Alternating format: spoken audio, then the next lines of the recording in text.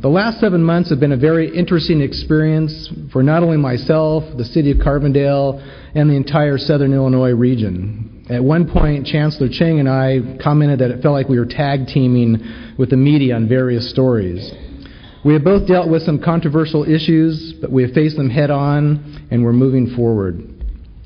Right before I took office as mayor, we had a new police station, and then we didn't, but now we do. So we're hoping to have another grand opening scheduled sometime in January.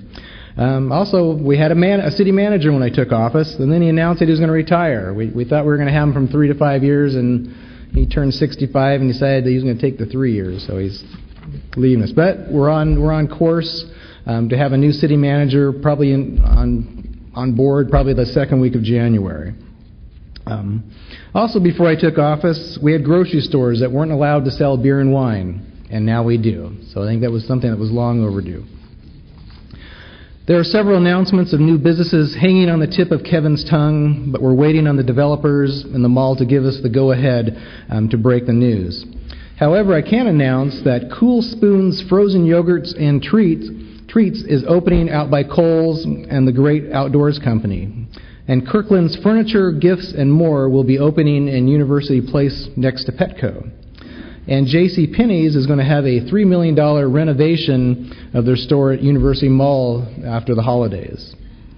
Also, in downtown Carbondale has several new businesses, including Blend Tea and Crepe, Kelly's Irish Box Tea House, Cristado's Bakery and Catering, and Mo Wallace Barbecue and More. And I've actually been to all of them except for Mo's, so I need to get over there and try that. I've heard really good things about that. But otherwise, the other new food places here in town, I really highly recommend them. They're very quick and efficient, so get out there and patronize them. And I see Laura here too, so I guess I had to say hi to Laura and go to Harbaugh's as well. Actually, my coworkers were trying to drag me off because what's the special today? It was the muffaletta, and I said, well, yeah, I guess I could do that, but a few people might be a little upset at me, so I'm here instead. Along the 12 blocks of Illinois Avenue through downtown Carbondale, there's only about 5 vacancies right now. That's 5 too many, but it's a lot less than probably most of you guys thought here and whoever's listening out there as well. Having to figure out where to put new businesses is a pretty good issue for the city to have to deal with. Another issue that the city has dealt with for the last few years is the retirement of employees that are part of the baby boomer generation. We've recycled one of the retirees. I don't know, Don's here, so Don's one of our recycled baby boomers, so we got him on the council now. And also several other retirees have been really great at advising me and current city staff. We have experienced some growing pains and some teething as younger staff members have stepped up to take the place of the retirees. But just as the retirees did when they first were hired, we are all adjusting and moving forward. Although Carbondale currently has the most diverse city council that it has ever seen, the entire council is in agreement that the core area of Carbondale has been neglected for too long, and it's time to give this area some attention. And what I mean is the downtown area and the residential areas around it, probably going out 5 blocks or so.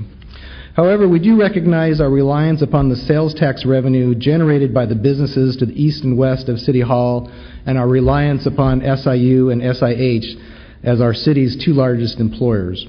But we also recognize the importance of small businesses, the importance that small businesses play in our economy, and the potential jobs and growth which they bring to Carbondale. Well, I think I've rambled on enough, and it's time to hear from our professional staff. So I'd like to introduce Mr. Kevin Beatty, who's currently our acting city manager and director of development services. And he'll also be talking, and then Sean's going to talk, and then Kevin's going to come back and talk on behalf of Don, and then Mr. Gill's going to come up, and then I'll come back and wrap it up. So thank you very much.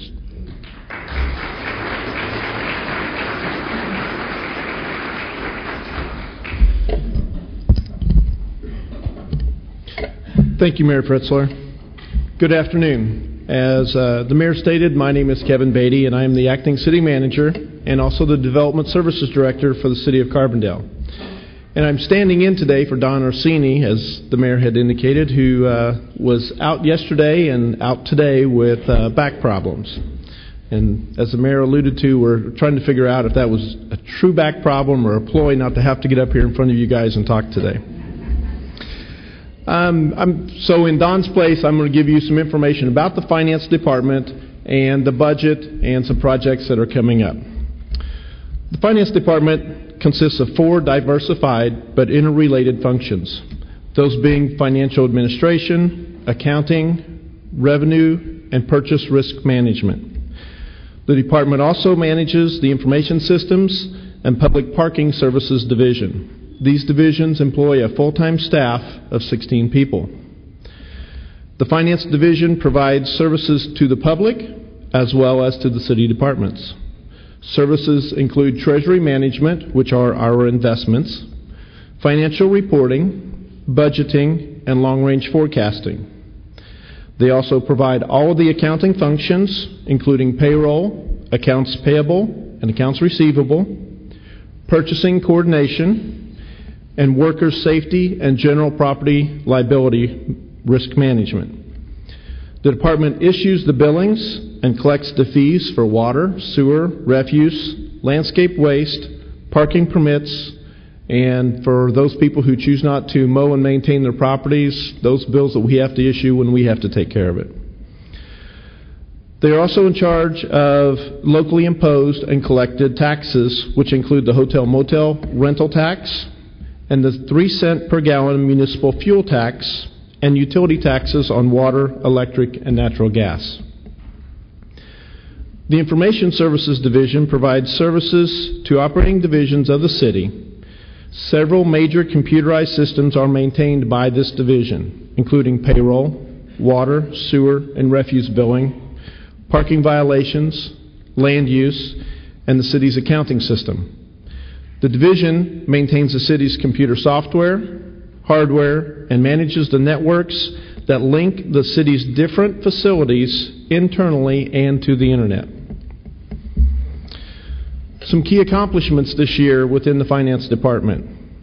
The city has received its 25th Government Finance Officer Association Distinguished Budget Presentation Award. 25 years. That's quite an accomplishment. In order to receive this award, a governmental unit must publish a budget document that meets certain program criteria as a policy document, as an operations guide, and as a financial plan. It also serves as a communication device. And for those of you who have had an opportunity to review our budget, it's just not full of numbers and charts and graphs. There's a lot of information in there that talks about the different goals and objectives of each department and what they anticipate doing not only in the coming year, but a look back on what they were able to accomplish in the previous year. The city has also received 18 consecutive GFOA Certificate of Achievement for Excellence in Financial Reporting Awards. These are the awards that are for the CAFR, which is the annual audit report that we have to put together. Again, the award involves the standards as set forth by the Financial Accounting Standards Board and the Governmental Accounting Standards Board for reporting of the CAFR. As of the end of fiscal year 2011, which was April 30th, the general fund balance had increased by $134,000, bringing the total to just over $7.5 million. This amount exceeds the city's minimum fund balance policy, which requires that we have 4 months of sales and service tax revenues in reserve. Revenues came in at approximately $792,000 over the original budget, and expenditures came in just under $430,000 over the original budget. At year-end, the city's net assets were $130 million, with approximately $90 million in total liabilities.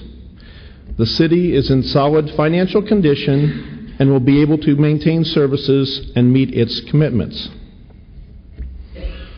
The FY12 city budget is $38.6 million. The general fund accounts for approximately $24.1 million of that figure.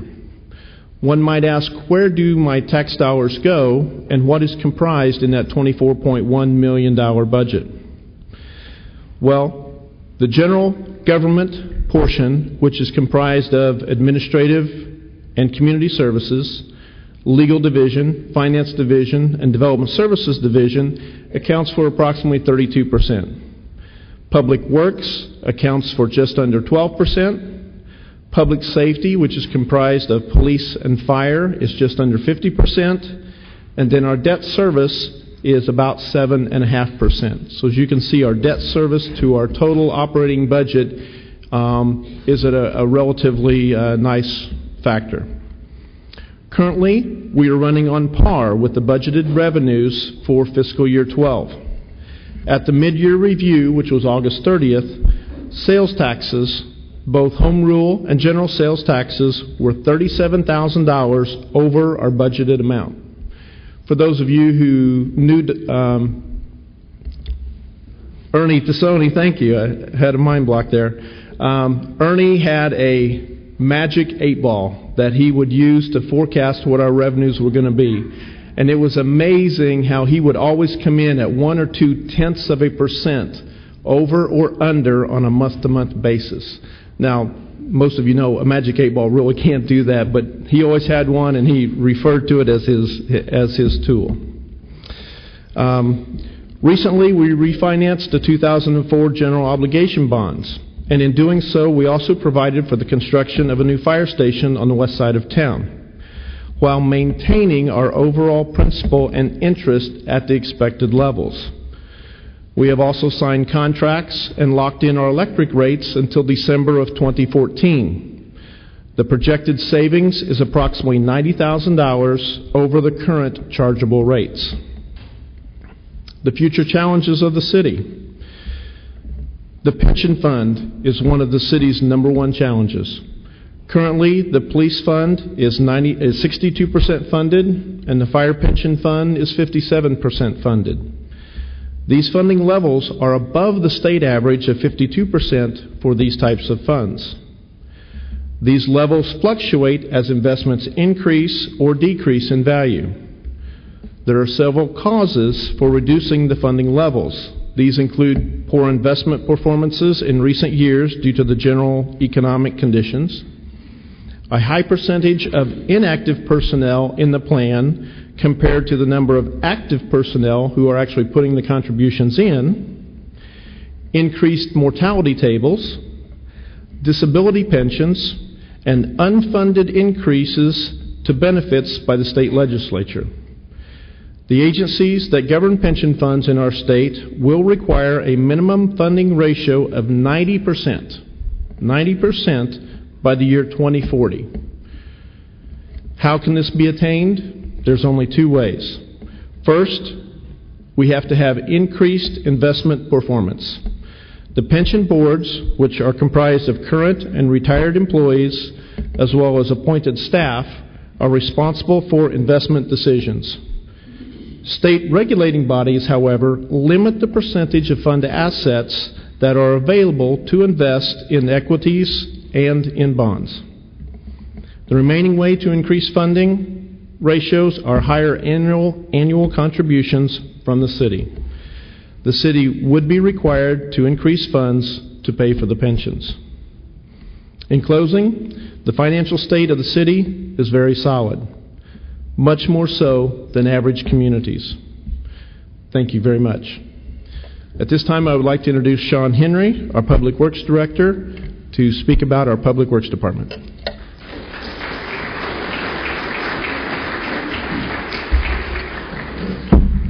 Thank you, Kevin. Good afternoon. As Kevin mentioned, I'm Sean Henry, the Public Works Director for the City of Carbondale.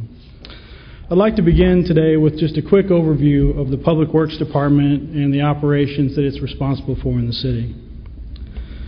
The Public Works Department is a conglomeration of 18 distinct divisions with a total FY12 operating budget of $13.4 million. This is approximately 33% of the overall city budget for this year. Public Works is comprised of approximately 80 full-time and 24 part-time men and women who are tasked with operating, repairing, and maintaining Carbondale's water and sewer treatment plants, distribution and collection systems, streets, traffic signals, sidewalks, and storm sewer infrastructures.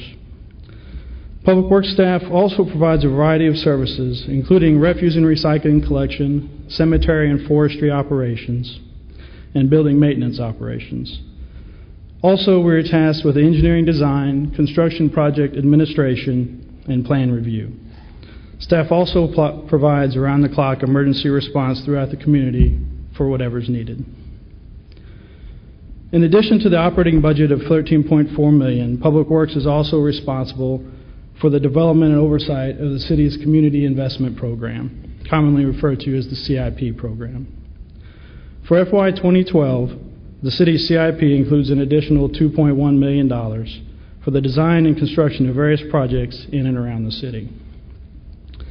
Some of the recent accomplishments for the Community Investment Program over the past 2 years are the Reed Station Parkway connector near the Hampton Inn in Carbondale, referred to as Veterans Parkway, the Marion Street extension by the new Public Safety Center, the reconstruction of Reed Station Road between Walnut Street and Main Street, the construction of the new Public Safety Center, and the putting back of the new Public Safety Center, sidewalk repairs and improvements throughout the city, pavement patching on West Chautauqua and West Mill Street that has been much needed for many years, shoreline erosion protection at Cedar Lake. This is a large grant we had to do erosion and siltation protection around Cedar Lake, which is our public water supply for the city, to help prevent siltation and filling into the lake over the years.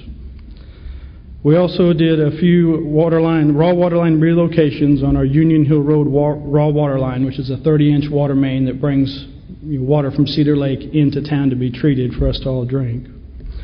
That was mostly due to the county's recent realigning of Union Hill Road and getting some of the bad curves and such out of it. Water line replacements in the former Crab Orchard Water District areas. Installation of new supervisory control and data acquisition, commonly called SCADA systems, which is the computer control system at the water plants and some of the sewer plants. Rebuilding of the Oak Street Sanitary Sewer Lift Station. Construction of a 15 million gallon equalization basin at the Northwest Wastewater Treatment Plant. This is a basin that helps alleviate high flows during heavy rains, where we can store some water and then treat it over time instead of having to raise our electric bills and treat it all at once during the heavy rain events. And design and permitting of a new 3 million gallon water storage facility, which will replace the existing underground storage at the old water treatment plant property in downtown.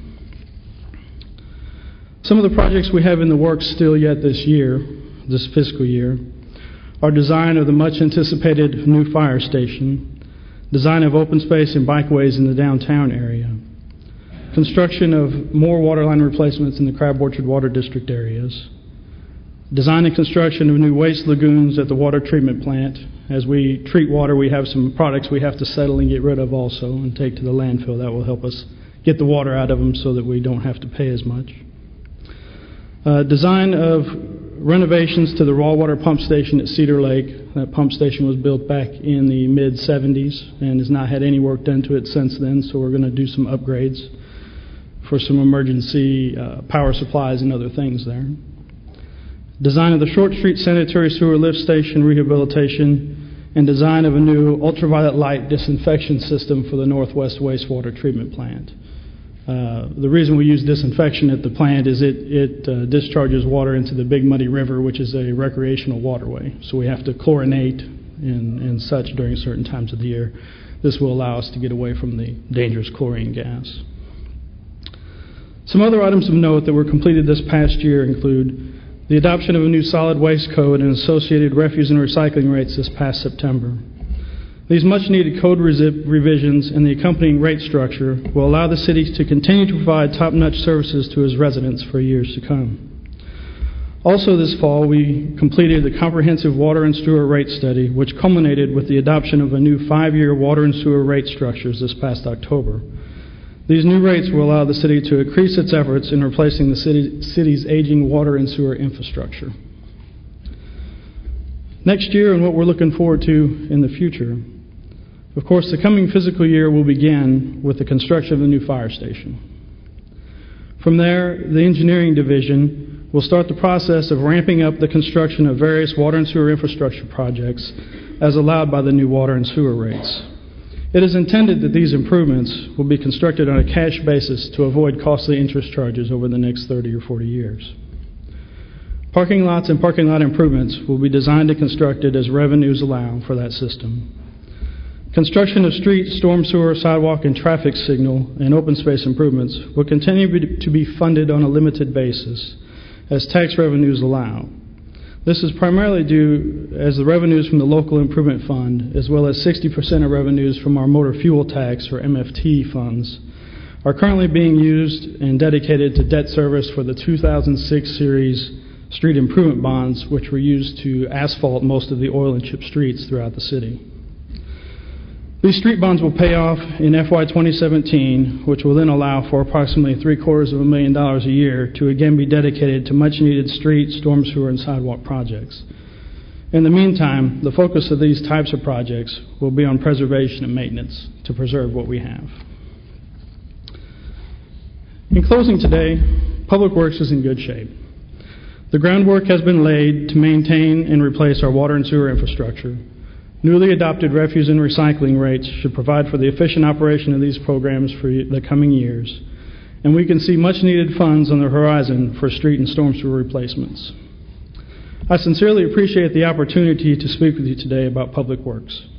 The hard work, dedication, and expertise that Public Works employees provide to our city often go unnoticed.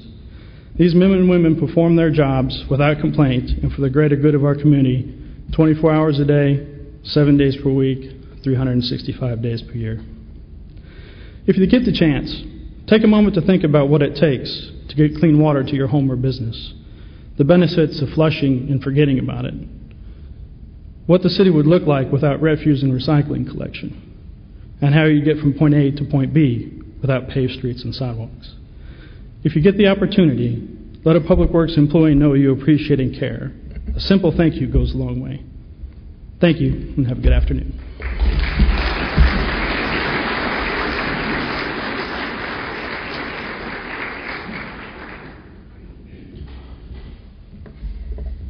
Thank you, Sean, and good afternoon again.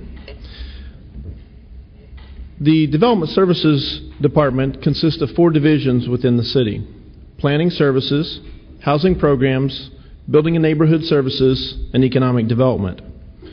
These divisions employ a full-time staff of approximately 20 people. The Planning Services Division is responsible for the administration of the city's zoning code, subdivision, and site plan regulations. They coordinate growth management relating to annexation and development within the extraterritorial jurisdiction, which is the area outside but still within 1.5 miles of the city limits. Staff is responsible for updating and implementing the comprehensive plan to provide support to the Planning Commission, the Preservation Commission, the Zoning Board of Appeals, and the Downtown Improvement Committee. The Planning Services Division collects and analyzes census data and serves as a point of contact to the U.S. Census Bureau. The Housing Program staff oversee the administration of the Homebuyer Assistance Grant Program, the Single Family Owner Occupied Rehabilitation Program, the Housing Rehabilitation Program, and they are 2 different ones, and the Mobility Assistance and Rehabilitation Grant Services Program. These 4 programs provide grants for down payment assistance to first-time home buyers. They provide assistance in rehabilitation assistance of owner-occupied homes, and they provide assistance in the modification of homes for the physically challenged. Staff also oversee the Single-Family Housing Conversion Program, which is a locally designed and locally carried out program which provides grants to convert registered rental units back to single-family owner-occupied homes. The Building and Neighborhood Services Division is responsible for reviewing plans and inspecting buildings and property to ensure compliance with building, zoning, electrical, plumbing, housing, and environmental standards within the community. The division issues building, demolition, and related construction permits and is responsible for carrying out the residential rental inspection program. The Economic Development Office is responsible for the coordination of the city's development activities and provides a centralized office for economic development projects.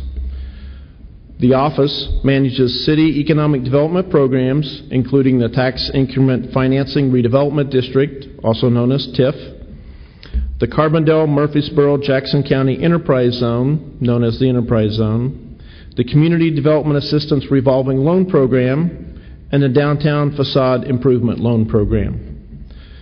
The staff serve as a business liaison and assist new and existing businesses by building and strengthening relationships with the city.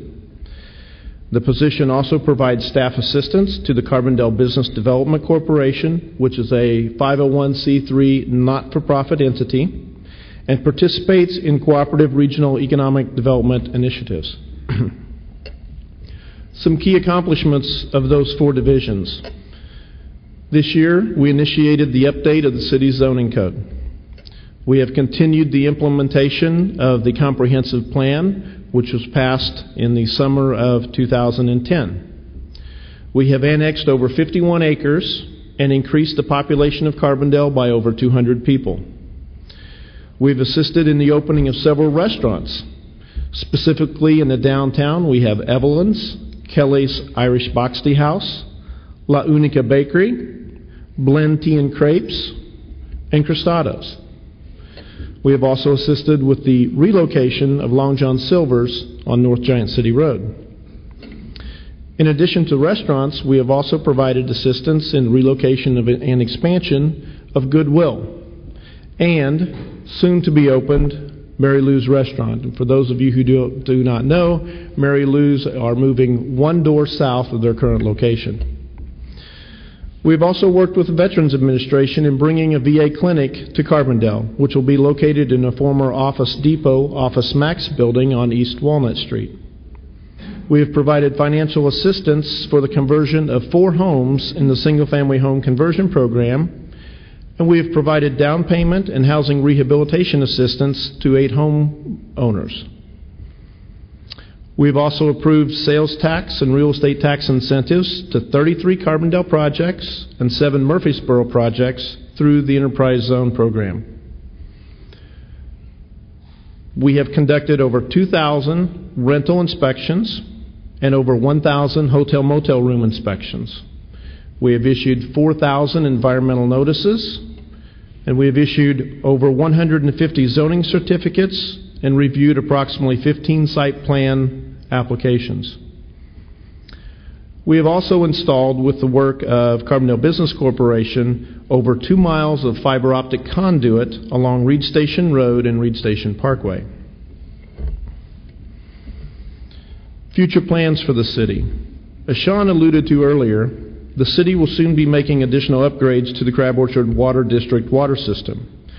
For those of you who do not know where that is, it's an area within the city and just outside the city that lies along Giant City Road and goes south to almost Pleasant Hill.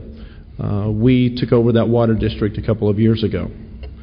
These improvements will increase the pressure and water volume to the area, as I stated, on Giant City Road, specifically in the area around Park Street, where construction of residential units can once again resume. Construction had been halted there because of low pressure. The continued construction of residential units is critical to continued economic growth. In the coming weeks, we will begin the installation of new energy-efficient heating and cooling equipment to this very building. This work is possible, in part, by an $82,000 grant from the Illinois Department of Commerce and Economic Opportunity. The existing HVAC units will be retrofitted with equipment that will eliminate the need to heat and cool entire areas of the building when only isolated areas are in use. This reduction in energy use will have a direct impact on our overall utility costs. As the update of the city's zoning code continues, we will begin the public input portion. Such input is critical in the future development and redevelopment of key areas in and around town. One such area is the former Illinois National Guard building on North Oakland Avenue. The state of Illinois is currently taking sealed bids from interested parties for the acquisition of the property. The future use of this facility is key to the continued viability of this Northwest neighborhood. As I alluded to earlier, the installation of the fiber optic conduit in Business Park East along Reed Station Road by the Carbondale Business Development Corporation is key to the continued development of that area. In conjunction with Clearwave Communications, who are installing over 750 miles of fiber optic cabling in southern Illinois, the Business Park East, Reed Station Road, and Reed Station Parkway areas are now poised to become home of a high-tech professional service businesses and healthcare facilities. Of particular importance is the public hearing that's going to be held this Thursday regarding the closure of the local sort component of the Carbondale Postal Service. If this closure moves forward, it will mean the loss of approximately 50 good-paying jobs and cause delays in the local-to-local delivery service. The city has been in communication with and will continue to provide input to the regional postmasters regarding the impact this will have on Carbondale and the surrounding communities. Your attendance and input in this process is very important. In closing, the economic recovery continues, although at a slow pace, it has not completely stopped. We continue to be encouraged by numerous developers who continue to express interest in Carbondale and specifically in the repurposing of existing vacant buildings. In the next few months, the city anticipates being able to announce the planned expansion and opening of at least 5 new businesses in University Mall and University Place. Additional announcements are anticipated for businesses locating in the downtown area as well as our west side retail areas. Stay tuned for those announcements. At this time, I would like to introduce Alan Gill, who is our retiring city manager.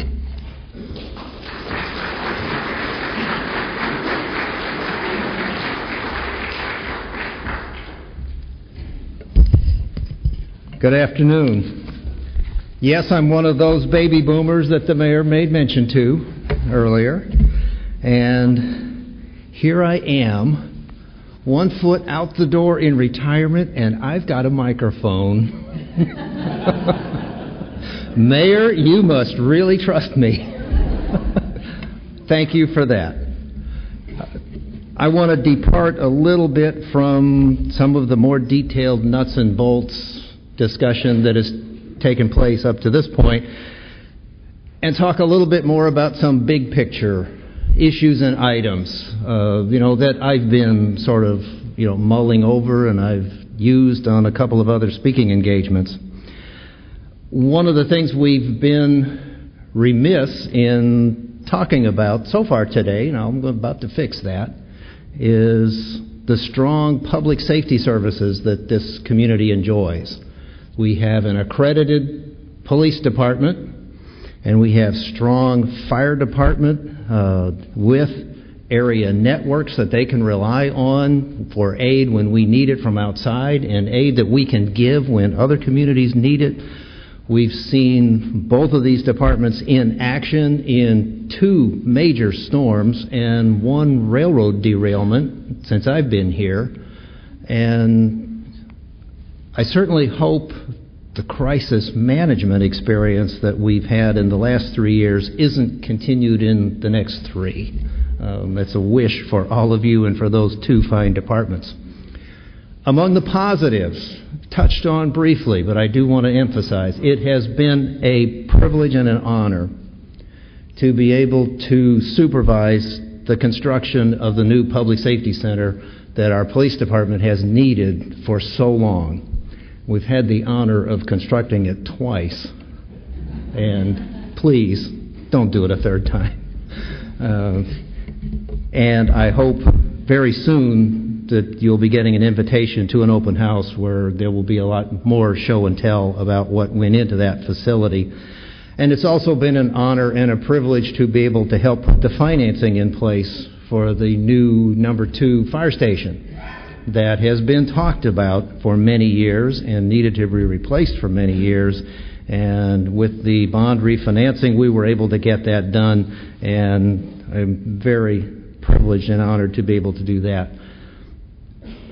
Among the other positives that have been talked about are the water and sewer capital plan being put into place, a new comprehensive plan put in place, a dramatic increase in our website capabilities and the amount of information that we put out that have actually won awards. And so, don't forget those. And if you haven't kept up with our website, please do so. Looking at the present situation and then thinking ahead. If I were to put that in the form of a weather forecast, I would have to say partly sunny with some clouds on the horizon. And those clouds would be continued decline in SIU enrollments, which could jeopardize the economy of this area, escalating costs in pensions, not just police and fire, but others too. Increasing housing vacancies, competition from new apartments, which is a good thing. Building new housing for the students is one way to attract students here. But what that's done is increase the competition on older rental units, which are experiencing increasing vacancy rates, and coupled with declines in enrollment, that's going to leave more and more structures vacant. That could be a real problem for some of our neighborhoods in the future. Continued state fiscal problems will impact this community in many ways. We are behind, like everyone else, in funding from the state. Competition from other communities for retail dollars. It used to be, from the history that I read and hear, Carbondale was the retail center for Southern Illinois. Well, not so much anymore. Other communities are being very, very aggressive in trying to steal away those retail dollars, lure them away from us. And if that continues, that's not a good sign. Mayor made reference to the downtown area. A community can never be more attractive than what lies at its heart. And if there is not a solid beating heart in the center of the community, it doesn't bode well for the community's future. And our downtown, our central business core, needs improvement.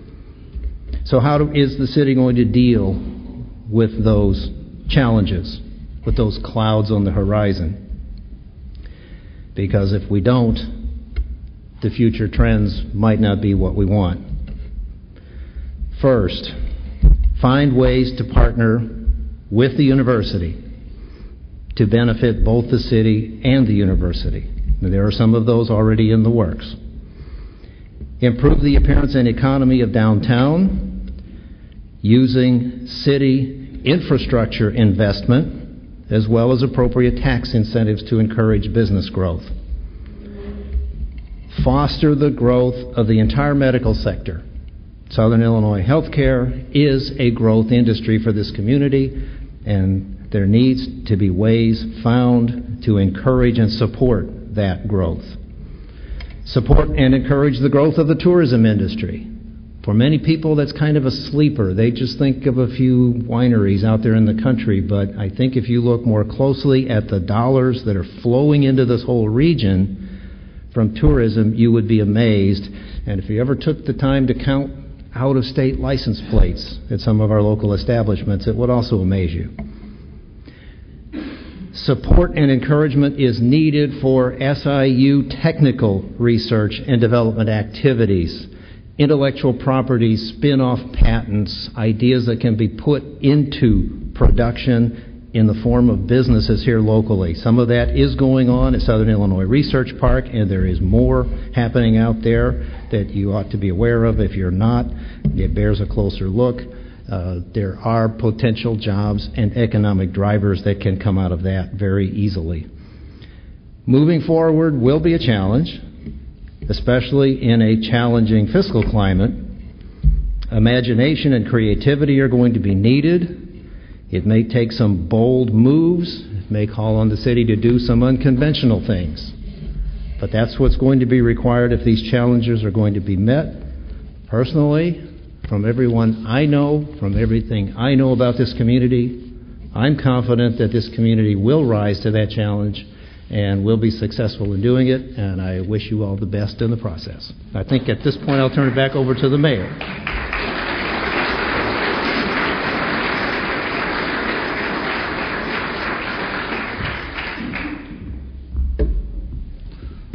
Wow, I didn't know I could be such a taskmaster. I gave them all 10 minutes to talk, and actually Sean did 9 minutes, and they're all pretty much on track. So I guess I'll just ramble on for another half an hour or so. I think at least what I was hearing through all this is that the success of the city and the community is really dependent upon the relationships that exist here, whether it's the relationships within City Hall, because you have the Finance Department, Public Works, Development Services, also Legal Services, the Police Department, the Fire Department, Human Resources. Have I missed any?